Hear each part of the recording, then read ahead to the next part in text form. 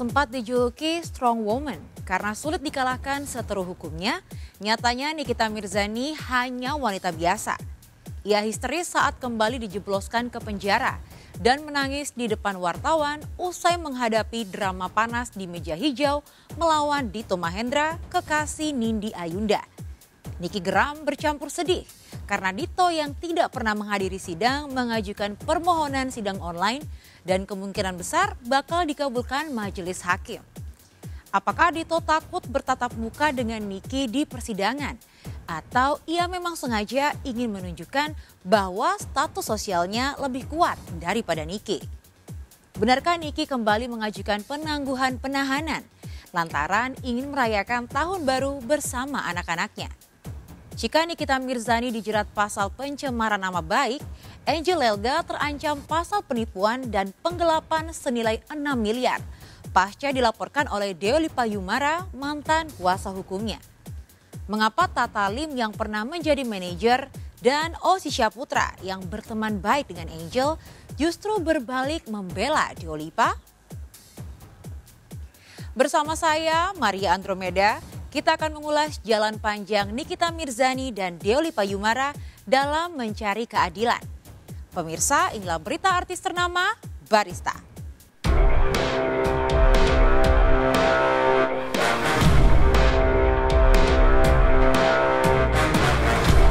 Apa yang dilakukan Nikita Mirzani selalu menjadi sorotan. Belenggu penjara tak membuat pamornya meredup.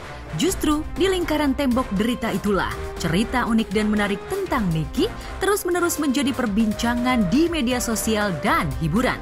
Salah satu makna yang ditampilkan Niki saat sidang melawan Dito Mahendra digelar adalah Niki selalu tampil modis dan elegan. Outfitnya pun tak kalah dari busana yang dikenakan sejumlah artis di red carpet. Dengan full sumringah, Niki berjalan bak model di ruang sidang sebelum duduk di kursi panas pengadilan.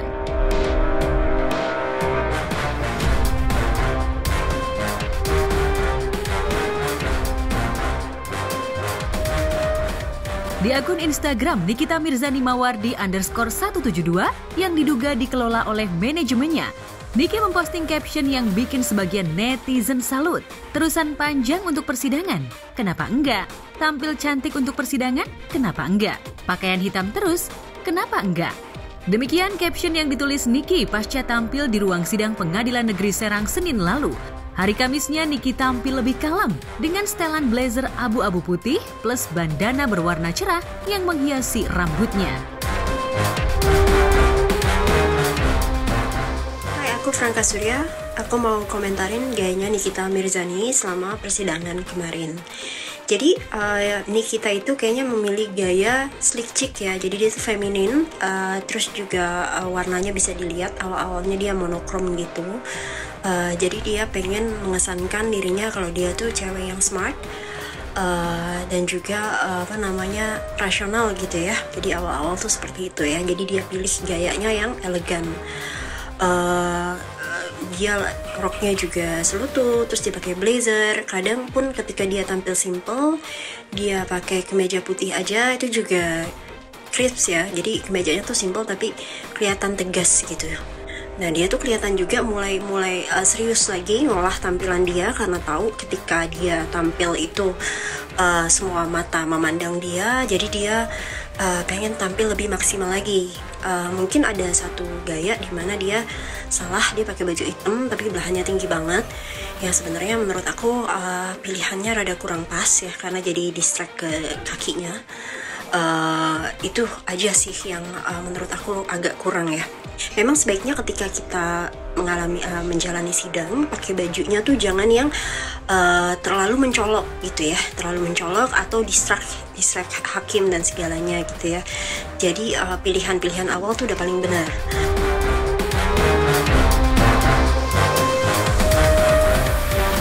Masuk UI untuk ketiga kali, Niki memang dikenal sebagai salah satu artis yang anti pakai busana KW.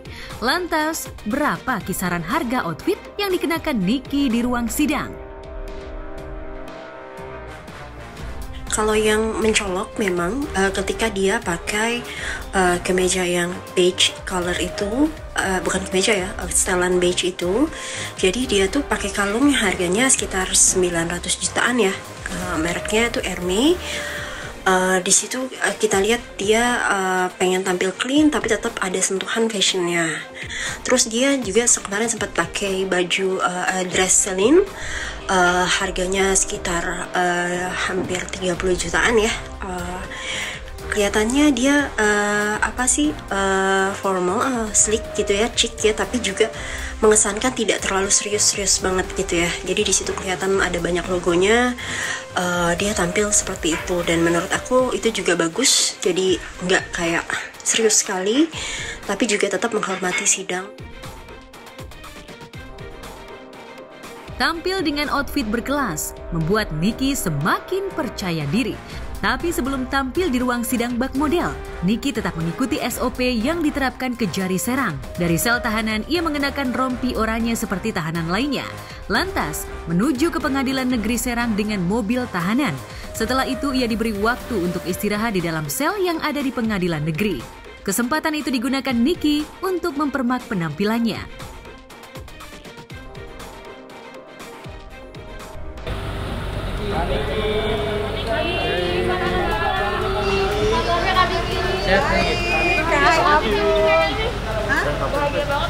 Bahagia harus dong. Persiapannya udah siap dari kemarin. Mungkin dia meninggal. Apa ya, nggak tahu kenapa nggak hadir, takut kali. Kalau berani datang aja. Ya, meski geram, Niki masih bisa menahan emosinya saat membicarakan Dito Mahendra, kekasih Nindi Ayunda yang melaporkannya atas dugaan pencemaran nama baik. Sudah 2 kali panggilan sidang, Dito tidak pernah datang. Jika tidak datang pada panggilan ketiga, Dito bisa dijemput paksa. Tapi yang membuat Niki kecewa berat, Majelis Hakim menyatakan bahwa panggilan JPU terhadap Dito tidak sah. Mengapa demikian?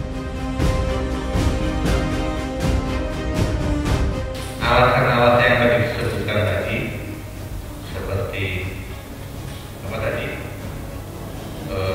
masih di kampung halaman, masih dalam suasana duka, itu bukan menjadi alasan yang sah untuk tidak hadir di persidangan sesuai dengan ketentuan pasal 162 KUHP. Kecewa karena pengen cepat selesai gitu. Buat Dito Mahendra jangan pengecut, tolong hadir segera di Pengadilan Negeri Serang. Terakhir panggilan hari Senin, mudah-mudahan dapat hadir supaya cepat selesai masalahnya, ya Bang. Apa yang membuat kan kita dinangis? Kesel aja gitu, maksudnya dia yang berani ngelaporin tapi kok dia nggak datang-datang. Tujuannya apa gitu? Kalau cuma buat mempenjarakan Niki ya udah berhasil kan? Ya terus mau apa lagi? Gitu. Dari penjelasan penuntut umum disampaikan bahwa 3 orang saksi yang hari ini dipanggil atas nama Dito Mahendra dan 2 saksi lainnya tidak bisa hadir, tetapi setelah Majelis Hakim meneliti tentang ketidakhadiran dan panggilan yang dilakukan oleh penuntut umum atas 3 orang saksi itu ternyata belum sah. Artinya panggilan itu belum dilakukan secara sah menurut ketentuan KUHP ya. Tapi yang menjadi patokan bagi Majelis Hakim untuk memeriksa apakah penuntut umum telah benar-benar melakukan pemanggilan atas saksi-saksi tadi, setelah diteliti bahwa panggilan yang dilakukan oleh penuntut umum menurut Majelis Hakim tidak sesuai ketentuan pasal 146 dan pasal 227 KUHP. Yang mewajibkan panggilan itu dilakukan langsung kepada yang bersangkutan dan ditandatangani.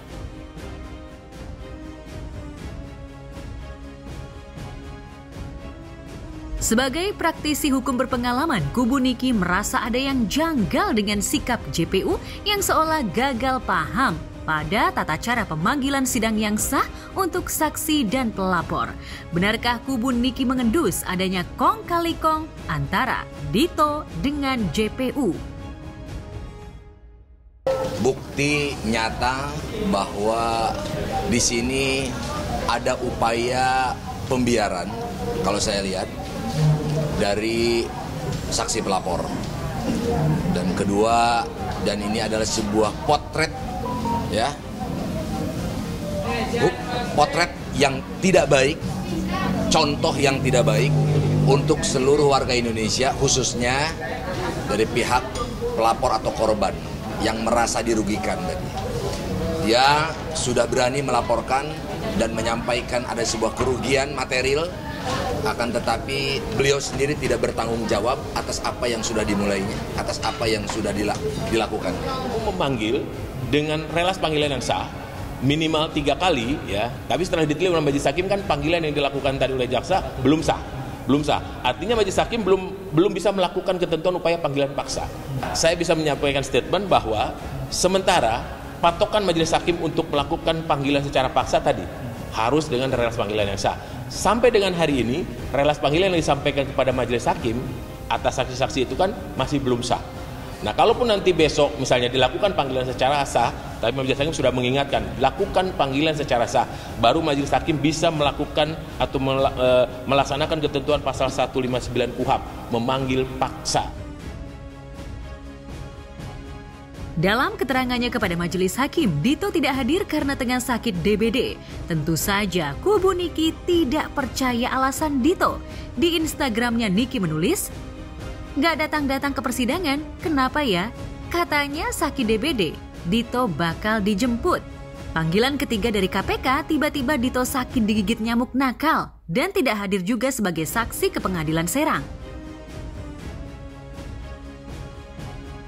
Yang pasti, secara pribadi saya tidak tahu. Yang tahu hanya Dito. Kenapa dia tidak bisa hadir? Tapi kalau menurut surat yang kemarin saya sampaikan kepada rekan-rekan media kan memang alasannya sakit. Tapi kan tidak disebutkan juga sampai berapa hari sakit. Tapi dengan sampai hari ini pun dia menyatakan tidak bisa hadir. Tapi bukan alasan sakit lagi. Tapi penuntut umum juga tidak memanggil secara sah dan tidak ada alasan surat itu. Nah, akhirnya majelis hakim mungkin hanya berasumsi. Tapi kan sebetulnya tidak ada pengaruh. Karena persidangan itu kan semua terbuka untuk umum, siapapun bisa meliput. Jadi sebetulnya kalau memang benar ada alasan itu, saya pikir tidak tepat lah disampaikan, ya tidak tepat. Artinya begini, alasan untuk keterbukaan sidang itu kan mungkin menghimbau supaya Dito itu hadir sebetulnya. Tujuan majelis hakim kan itu menghimbau apapun yang terjadi konsekuensinya karena dia ada sebagai korban lebih baik hadir.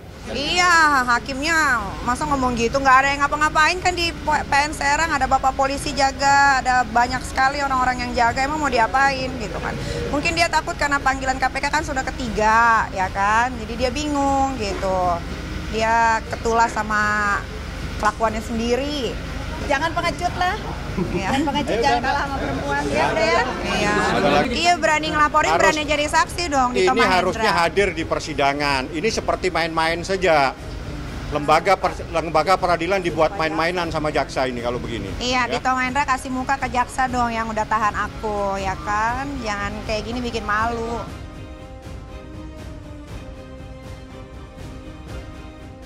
Jika pada sidang sebelumnya ruang sidang dipanaskan oleh kehadiran sejumlah pesohor seperti Tessa Mariska, Isa Zega, dan pengacara Indra Tarigan yang notabene adalah musuh Niki yang berpihak pada Dito, maka Kamis lalu giliran kubu Niki yang menggandeng ormas berpengaruh untuk mendesak majelis hakim agar menjemput paksa Dito dan membebaskan Niki.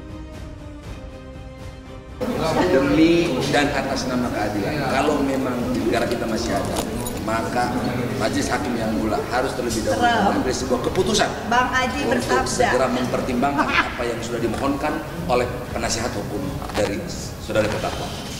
Ini demi dan atas nama keadilan. Bebaskan Nikita Mirzani. Teman-teman juga tadi saksikan ya, ada permintaan dari penasihat hukum terdakwa tentang permohonan penghentian pemeriksaan perkara ini. Sehubungan karena beberapa kali sidang saksi atas nama Dito Mahendra tidak bisa hadir. Majelis hakim juga telah menetapkan bahwa tentang penghentian perkara tidak diatur di dalam KUHP. Artinya pemeriksaan perkara itu tetap berlanjut sampai dengan adanya putusan majelis hakim. Ya kalau itu kan dari awal udah kita sampaikan. Lagi-lagi kan ini kebijakan dari majelis yang terhormat. Mengenai dikabulkan atau enggaknya ya kita sama-sama lihat lah. Tentu saja Niki ingin bebas lebih cepat, setidaknya mendapatkan penangguhan penahanan agar dirinya bisa merayakan tahun baru bersama anak-anaknya. 2 bulan terpisah dari 3 buah hatinya adalah siksaan terbesar bagi seorang ibu, melebihi pedihnya hidup di balik jeruji besi. Meski dijuluki strong woman oleh sebagian netizen karena sulit dikalahkan seteru hukumnya, Niki adalah wanita biasa. Ia bisa menangis dan mengerang sakit, bisa mengeluh dan jiwanya merapuh. Apalagi bulan Desember ini, ia juga kehilangan kesempatan untuk mengambil rapot kedua anaknya yang telah bersekolah. Pengen selesai masalah ini, karena saya juga sakit kan, yang mulia. Saya udah lama lagi.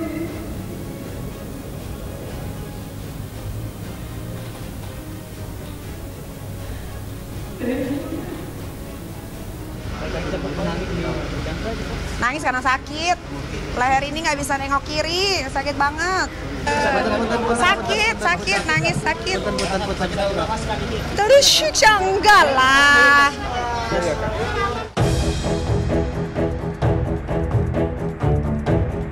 Senin besok, tepatnya 19 Desember 2022, sidang Niki melawan Dito Mahendra akan kembali digelar dengan agenda mendengarkan keterangan saksi dari pihak pelapor.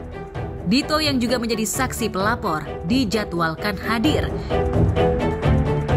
Hakim juga tadi menyampaikan memberikan kesempatan yang terakhir untuk di hari Senin besok persidangan berikutnya untuk jaksa penuntut umum bisa menghadirkan saksi dengan cara apapun, karena apapun yang terjadi, apapun dalihnya, apa yang telah dilakukan oleh jaksa penuntut umum, jelas hakim menyatakan bahwa itu adalah sebuah kesalahan dan tidak sesuai dengan aturan, tidak sesuai dengan KUHAP.